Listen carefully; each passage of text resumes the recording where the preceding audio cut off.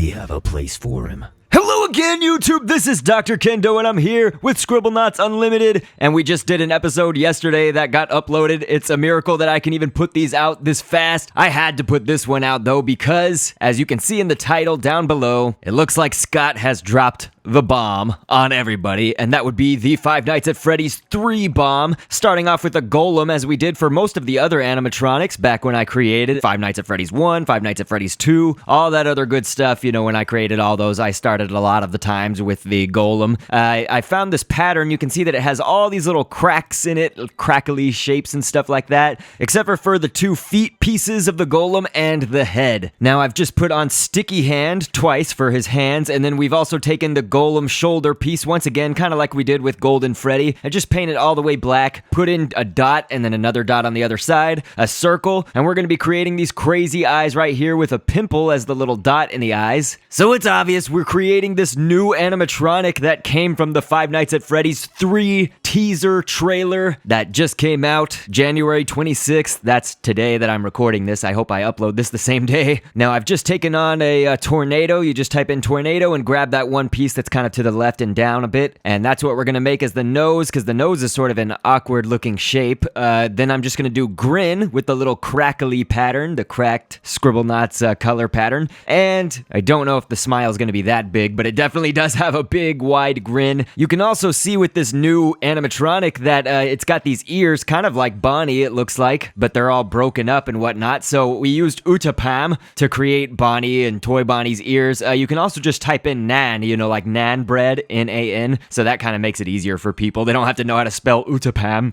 But yes, for the other ear that's like half gone, I just typed in bark, so B-A-R-K, that's like tree bark, you know, and gave it the crackly pattern as well. Tornado is going to give us some more little pieces that we can kind of do this ripped up, because I mean, this new animatronic is just like completely in shoddy shape, man. It looks just awful. So we've got these tornado pieces, kind of paint them darker a little bit so that it just shows that there's all sorts of ripped up things going on. We're actually not going to have enough stamp space, honestly, to do all the rips that I want to. Now, I'm not sure that his fingers are actually silver colored or animatronic endoskeleton kind of colored. I'm going to do this on one of them, and we're actually going to create kind of 2 versions that are similar of this new animatronic, but 2 different options for you so that you can kind of vary it up, of course, between them, or create it kind of how you want to with my design as a basis. Remember that pimple can actually go smaller than dot, so that's why I did 2 pimples instead of just making more dots or whatever for the eyes. We're gonna call this new animatronic because I don't know who it is yet. I don't think anybody does except for Scott, of course. There is a Steam greenlight page for the new Five Nights at Freddy's 3 with the description that says 30 years after Freddy Fazbear's Pizza closed its doors, the events that took place there have become nothing more than a rumor and a childhood memory, but the owners of Fazbear's Fright, the horror attraction, quote unquote, are determined to revive the legend and make the experience as authentic as possible for patrons, going to great lengths to find anything that might have survived decades of neglect and ruin. At first, there were only empty shells, a hand, a hook, an old paper plate doll, but then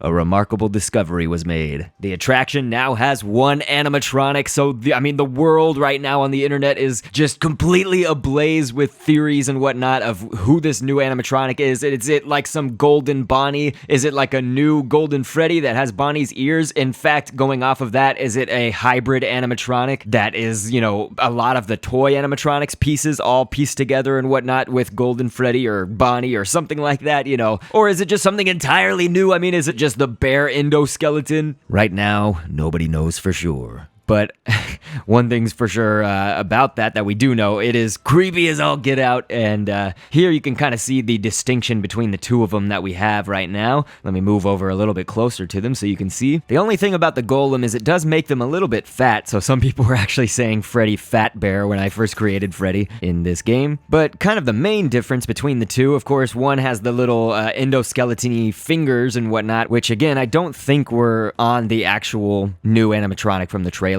But the other main difference is that we used one of the 29-page library arms, kind of like we did for the snout on Freddy, Bonnie, and all them when we did those creations. Well, we gave a snout to the one that is on the left right now. It's to the left of me. Okay, now they're both to the left of me. You could see it. One of them clearly kind of has an extra piece on it around the mouth, and I also did the teeth differently for each one. You can just make the grin or smile be blank, or you can give it that cracked pattern to kind of make it look like there's a bunch of teeth in there that are all messed up and crazy. I know this might have seemed kind of short, but it was just to create the new Five Nights at Freddy's animatronic. It has finally been revealed. So of course, I will catch you on the next vid, and thanks for viewing. Down the road of twists and turns, always anxious to see what's within. We can look ahead to the point of no return, to the rest of our lives as the spectacle begins. I've been down the road of twists and turns, always anxious to see what's within. We can look ahead to the point of no return, to the rest of our lives as the spectacle begins.